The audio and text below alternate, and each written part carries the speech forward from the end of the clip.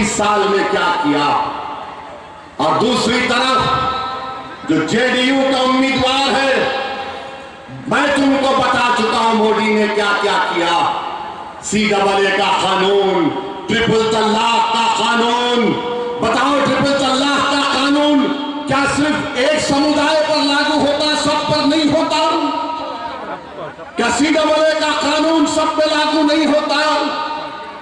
क्या यकसा civil code का कानून जिसको बनाने की बात RSS बीजेपी करती है वो सब पे लागू नहीं होगा? ये वक्त अज़मियत के मजारे करने का नहीं है, ये वक्त इत्तेहाद को मजबूत करना है। मेरे अजीज दोस्तों और बुजुर्गों, मेरे नौजवान साथियों, ये लड़ाई तुम्हारी है, तुम्हारे मुस्तकबिल की लड़ाई है। बिहार में 60% आबादी, 35 साल से कम उम्र नौजवानों पर मुश्तमिल है। और जो लोग मजलिस को बोलते गठबंधन के बारे में, मैं आपसे कह रहा हूं कि आज दरभंगा में गौरा बोरन एक विधानसभा है, वहां पर राजद ने, गठबंधन ने अफजल अली खान को उम्मीदवार बनाया और अफजल अली खान के खिलाफ तेजस्वी जाकर संतोष सहनी को वोट देने की बात करता है। बोलो गठबंधन के लोग, तुम्हारा उम्मीदवार अफजल अली खान और तेजस्वी जाकर कहता है कि संतोष सहनी को वोट दो। कितना रुस्वा तुम हमको करोगे। और लोग बोलते हो ऐसी भड़काऊ भाषण देता है। मैं भड़काऊ भाषण नहीं दे रहा हूं, मैं मुबारकबाद दे रहा हूं वीआईपी पार्टी के जिम्मेदारों को कि वो 3-3.5% है, मगर उन्होंने अपने इत्तेहाद का सबूत दिया।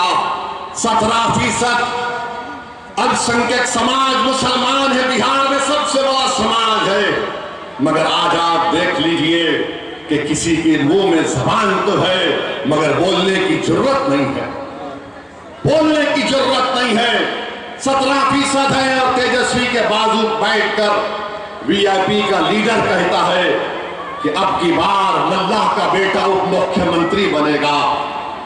मैं आपसे वादा कर रहा हूं, अगर मल्लाह का बेटा उप मुख्यमंत्री बनेगा तो बताओ मेरे अमूल की जनता, क्या अब्दुल्लाह का बेटा मुख्यमंत्री नहीं बन सकता? बताओ क्या मोहम्मद का बेटा मुख्यमंत्री नहीं बन सकता बिहार का? क्या अबू बकर का बेटा मुख्यमंत्री नहीं बन सकता? क्या फातिमा का बेटा मुख्यमंत्री नहीं बन सकता? तो ये लड़ाई मुख्यमंत्री बनाने की है। अब असदुद्दीन ओवैसी उप मुख्यमंत्री पर राजी नहीं होगा, मुख्यमंत्री होगा सीमांचल का बेटा होगा।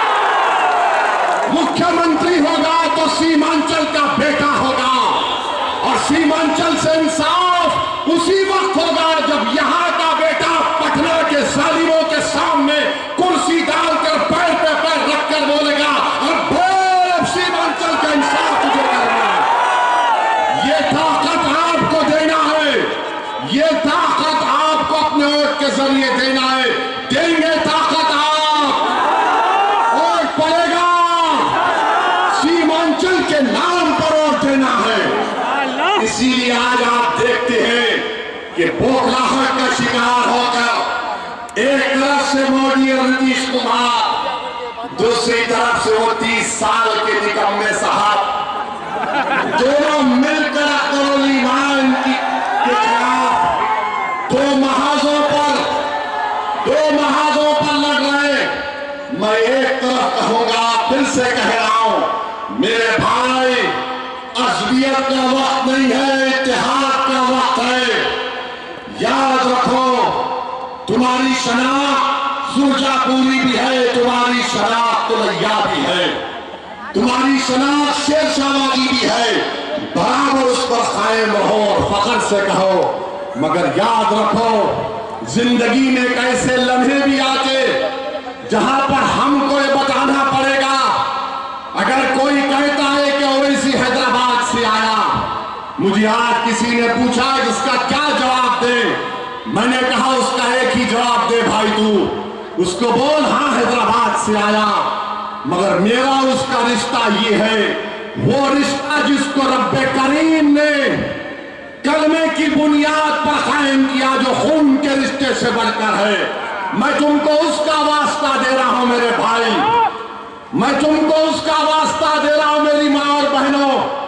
मैं तुम्हारा रिश्तेदार नहीं हूं, मगर मैं वो शख्स जरूर हूं अपने गुनाहों के बावजूद भी कि अगर तुमको कोई तकलीफ पहुंचती है तो यकीनन मेरे आंख में आंसू आते हैं, यकीनन मेरे दिल दिमाग में तकलीफ होती है। और मैं आज उसी तकलीफ को दूर करने के लिए मजलिस इत्तेहादुल मुस्लिमीन आपके दरमियान में आई। मेरे अजीज दोस्तों और बुजुर्गों, अपने इत्तेहाद को मजबूत करिए, डरने और घबराने की जरूरत नहीं है। मैं आपसे वादा कर रहा हूं जितने काम इस विधानसभा में अभी होना बाकी है वो मेरी जिम्मेदारी है, वो मेरी जिम्मेदारी है। अगर वो काम नहीं होंगे तो 5 साल के बाद असदुद्दीन ओवैसी इस विधानसभा को तुम्हारे दरमियान में नहीं आएगा। मैं काम करूंगा इंशाअल्लाह। अख्तर अली ईमान का हाथ पकड़कर, अख्तर अली ईमान का कान पकड़कर हम पूरे काम को मुकम्मल करवाएंगे जो 30 साल में निकम्मे ने पूरे नहीं किए। और याद रखो, याद रखो, जो जेडीयू का उम्मीदवार है वो मोदी का चेहरा है, जो जेडीयू का उम्मीदवार है वो मोदी का एजेंट है जिसने हमारे वक्त के खिलाफ कानून बनाया। तो मेरे अजीज दोस्तों और बुजुर्गों, 800 करोड़ के काम अख्तर अली ईमान इस किताब में बता रहे कि 5 साल में हुए। इंशाअल्लाह ताला आपका साथ रहा तो इंशाअल्लाह 5 साल में उससे ज्यादा काम कराएंगे। अगर सरकार नहीं कराएगी तो फिर क्या होगा, वो सरकार की जिम्मेदारी होगी। बहरहाल मेरे अमूर की जनता, आज आप यहां पर आए, आपका बहुत बहुत शुक्रिया। तो क्या आप 11 तारीख के दिन मोहम्मद के बेटे को मुख्यमंत्री बनाएंगे? क्या आप अब्दुल्ला के बेटे को मुख्यमंत्री बनाएंगे? क्या आप फातिमा के बेटे को मुख्यमंत्री बनाएंगे? याद रखो, ये उस दिन आपको अपने इत्तेहाद को दिखाना है। इत्तेहाद बताएंगे ना आप मुत्तहिद रहेंगे ना इंशाअल्लाह। तो हमारे साथ आंख उठा कर कहिए सीमांचल जिंदाबाद, सीमांचल जिंदाबाद, सीमांचल जिंदाबाद, पतंग छाप जिंदाबाद, नारे तकबीर, नारे तकबीर। अल्लाह सलामत रखे आपको। अस्सलाम वालेकुम व रहमतुल्लाहि व बरकातहू।